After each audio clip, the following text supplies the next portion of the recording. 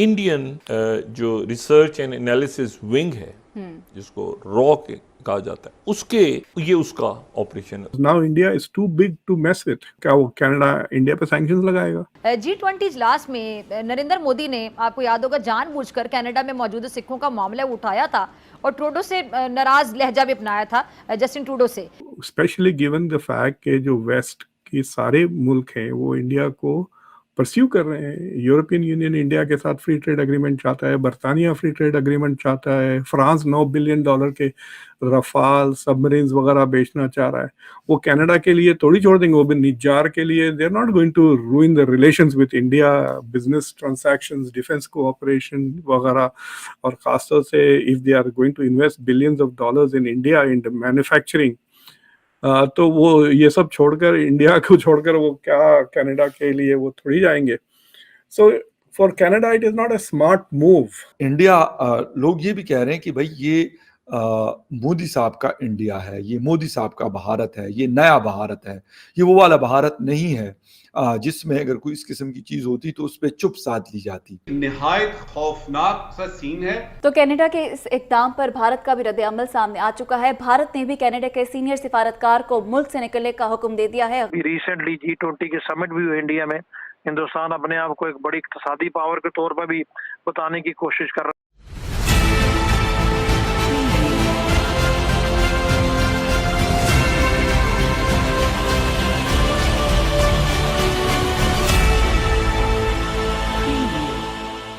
नमस्कार दोस्तों, मैं हूं नीरज और आप देख रहे हैं दुनियादारी। दोस्तों, भारत और कनाडा के रिश्ते काफी गंभीर होते हुए दिखाई दे रहे हैं। बताते चले कि कनाडा के पीएम जस्टिन ट्रूडो ने भारत के खिलाफ गलत एलिगेशन लगा दिए हैं। अब ये बात तो हम सभी जानते हैं कि जून के महीने में खालिस्तानी लीडर हरदीप सिंह की मौत हो गई थी। इसी कत्ल का झूठा आरोप कनेडियन पीएम जस्टिन ट्रूडो ने भारत के खिलाफ लगाया है। बताते चले कि हाल ही में G20 की मीटिंग जो कि दिल्ली में हुई थी, उसमें भी जस्टिन ट्रूडो ने इस बारे में पीएम मोदी से बात की थी। पीएम मोदी ने यह साफ कर दिया था कि इसमें भारत का हाथ नहीं है, लेकिन जस्टिन ट्रूडो को तब समझ में नहीं आया और G20 से लौटने के बाद जैसे ही वो कनाडा पहुंचे तो उन्हें भरी संसद में यह कह दिया कि हरदीप सिंह के कत्ल में भारत का हाथ शामिल हो सकता है। इसके साथ साथ उन्होंने भारत के एक डिप्लोमेट को भी कनाडा से वापस भेज दिया। इन सब चीजों को देखकर भारतीय विदेश मंत्रालय भी कहां शांत रहने वाला था।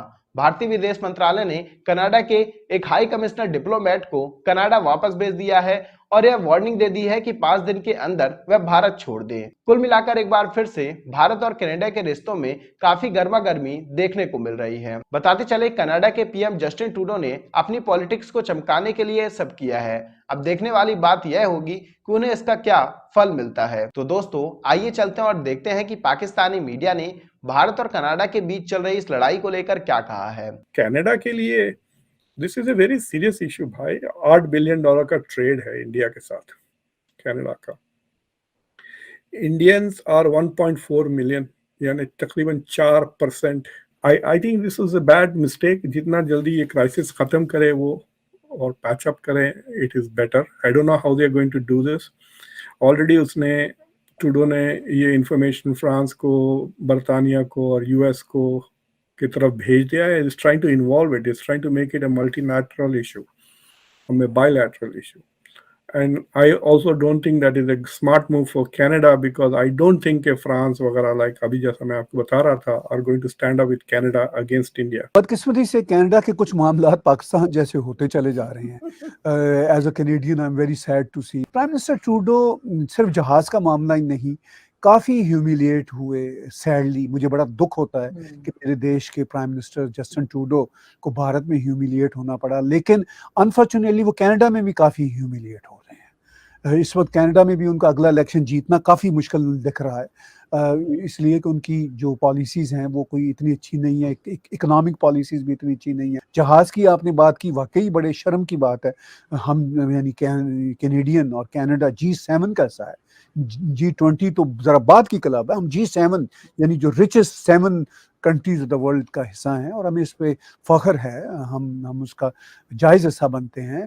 हमारा बहुत रिसोर्सफुल और ख़ूबसूरत देश है कनाडा, मगर प्राइम मिनिस्टर ट्रूडो ने हमें काफ़ी एम्बैरस आजकल इंटरनेशनल स्टेज पे कर रखा है। इसमें प्राइम मिनिस्टर ट्रूडो की अपनी जो वोट बैंक एक जो यहाँ का है उसकी जो पॉलिटिक्स है उसका भी बड़ा हिस्सा है, और उसको कनाडा के अंदर काफ़ी क्रिटिसाइज किया जा रहा है। कनाडा की अपोजिशन पार्टी भी कर रही है, कनाडा के सिविल लिबर्टीज़ के ग्रुप्स भी कर रहे हैं। तो हमारे कनाडा में ये चैलेंजेस तो हैं, बिलाशुबा हैं। जहाज़ से लेके प्राइम मिनिस्टर ट्रूडो की जो स्टूपिड पॉलिसीज़ हैं, मैं साफ कहूँगा स्टूपिड पॉलिसीज़ हैं बहुत सारी, उनका काफ़ी अमल दखल है। लेकिन बहरहाल after all we are Canada, और कनाडा में हम अकाउंटेबिलिटी भी कर सकते हैं। हम कर रहे हैं अपने प्राइम मिनिस्टर की accountability, and we'll keep doing that. West को ज़्यादातर शायद कनाडा की मदद ना कर सके, बिकॉज उनकी अपने पर्सनल बायलैटरल ताल्लुकात बड़े इंपॉर्टेंट हैं इंडिया के साथ। तो फिर वेस्टर्न ये अलायंस का क्या फ़ायदा होगा if they can't stand with the partner?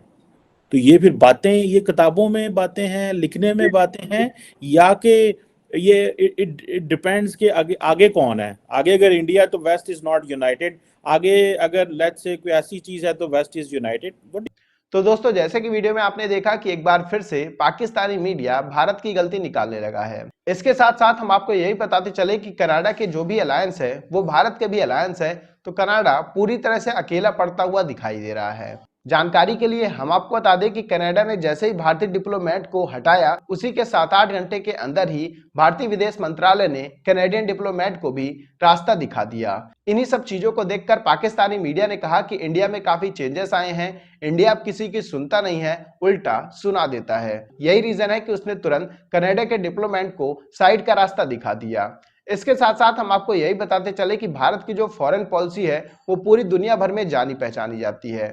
इसके साथ साथ हम आपको यही बताते चले कि भारत के अलावा सिख सबसे ज्यादा कनाडा में ही रहते हैं।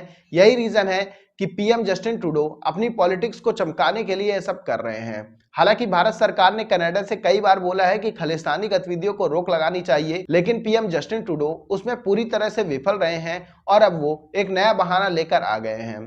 भारत के ऊपर ऐसे डायरेक्ट एलिगेशन लगाना, वो भी जब तक आपके पास फुल प्रूफ सबूत ना हो, पूरी तरह से गलत है। ना केवल भारत के ऊपर बल्कि किसी भी कंट्री के ऊपर जब तक आपके पास पूरे एविडेंस नहीं हो तब तक आप ऐसी बातें कर ही नहीं सकते हैं। यहाँ तक कि आप कनाडा के विदेश मंत्री का बयान सुनेंगे तो उन्होंने भी डायरेक्टली यह नहीं कहा है कि भारत का इसमें हाथ है। उन्होंने बोला है कि हो सकता है कि भारत में इसका हाथ हो। भाई, हो सकता है वाला कोई फॉरेन अफेयर में चलता ही नहीं है बात।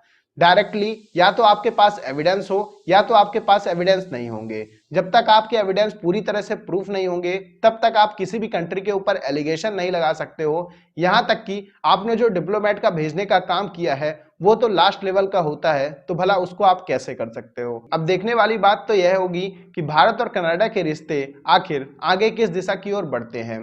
तो दोस्तों, अभी के इस वीडियो में बस इतना ही। तमाम अपडेट्स के लिए आप बने रहिए दुनियादारी के साथ। सुनो, चैनल को सब्सक्राइब करो, उसके बाद घंटी बजा देना ताकि अगली वीडियो आपसे मिस ना हो पाए। Thank you.